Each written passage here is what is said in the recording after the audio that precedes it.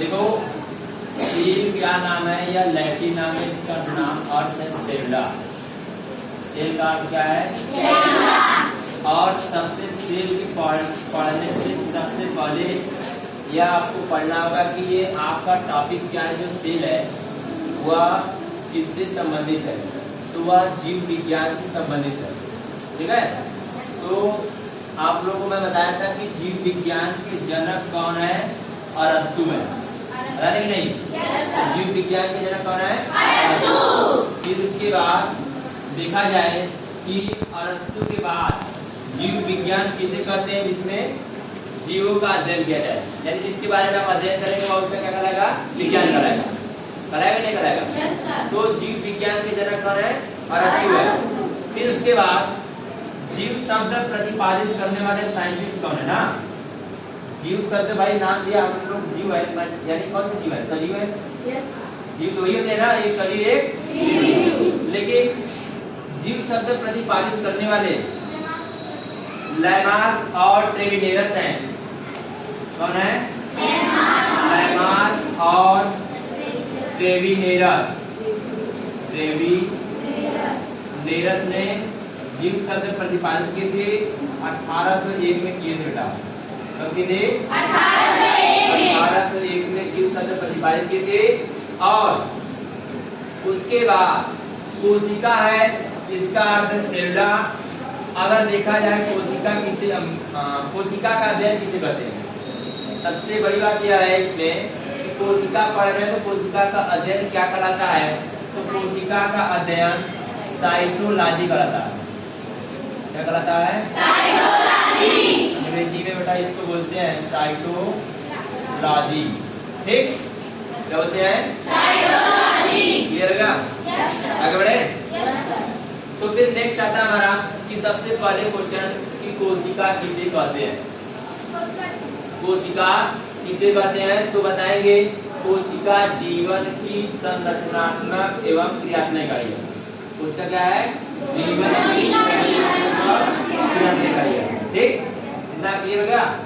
फिर उसके बाद देखते हैं कि संरचनात्मक एवं क्रियात्मक का अर्थ क्या है। कि भाई हमारे शरीर में एक संरचना प्रदान कर रही है, क्योंकि हमारा शरीर एक से अधिक कोशिकाओं से मिलकर बना हुआ है। यानी हम लोग किसके स्टडी करते हैं? बहुकोशिकीय। आते ही नहीं? तो संरचनात्मक एक क्रियात्मक इकाई यानी क्रियात्मक कार्य करने के लिए प्रेरित करती है। ठीक है, तो अब देखेंगे कोशिका बता गए, कोशिका किसे कहते हैं, कोशिका का अध्ययन किसे कहते हैं, सेलुला क्या है, सब आपको क्लियर हो गया। और कोशिका की खोज किसने की? तो कोशिका की खोज रॉबर्ट हुक ने 1665 ईस्वी में किया। फिर उसके बाद कैसे किया ये मैं बताता हूँ आपको। देखो कार्ब की पतली काट यानी लकड़ी की काट में उन्होंने मधुमक्खी के छत्ते के समान संरचना दिखाई दिया और इनको सेलुला नाम दिया। और सेलुला का अर्थ यानी कोशिका का अर्थ क्या है? इसका अर्थ है छोटा कमरा। इसका अर्थ क्या है? छोटा कमरा। हाँ, छोटा कमरा इसका सेल का, इसका अर्थ है छोटा कमरा। फिर उसके बाद आते हैं हम लोग नेक्स्ट क्वेश्चन पे कि सबसे पहले सबसे छोटी कोशिका कौन सी होती है? संसार की सबसे छोटी कोशिका क्या होती है? तो माइकोप्लाज्मा गैलीसेप्टिकम। ठीक है, इनका पूरा नाम क्या है? Mycoplasma gallisepticum. ठीक, फिर उसके बाद सबसे बड़ी कोशिका यह संसार की है भाई, अपने शरीर की नहीं बता रहा मैं, पूरे संसार में जो लोग यूज करते हैं कि सबसे बड़ी कोशिका जिसका व्यास बेटा कितना होता है? 15 से 18 सेंटीमीटर होता है कि नहीं होता? फिर उसके बाद सबसे लंबी तंत्रिका कोशिका नर्वस सेल स्कूल, सबसे लंबी कोशिका क्या है? तंत्रिका कोशिका। फिर उसके बाद अपने शरीर में देखा जाए कि अपने शरीर में सबसे छोटी कोशिका क्या होती है? बताएंगे ना? सेरिबेलम। फिर उसके बाद सबसे बड़ी कोशिका क्या होती है हमारे शरीर की? अंडाणु। ठीक है, इतना समझा गया?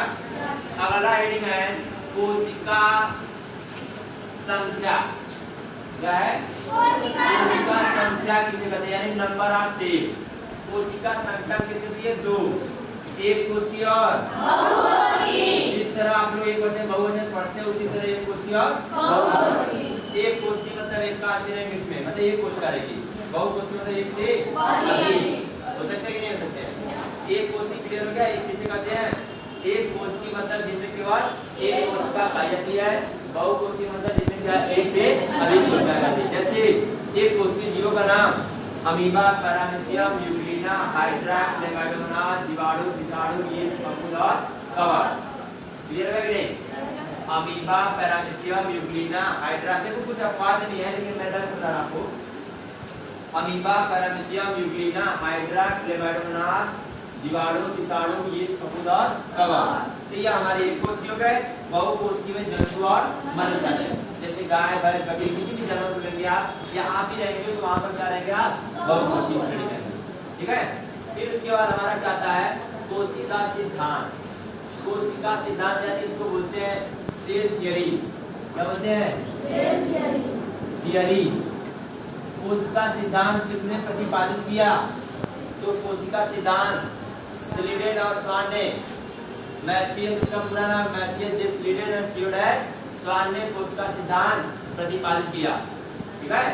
कोशिका सिद्धांत किसने प्रतिपादित किया? मैथियस जे स्लीडेन और थियोडाइट स्वान ने। दो साइंटिस्ट कार्य किए थे 1838 से 1839 के बीच किए थे। ठीक।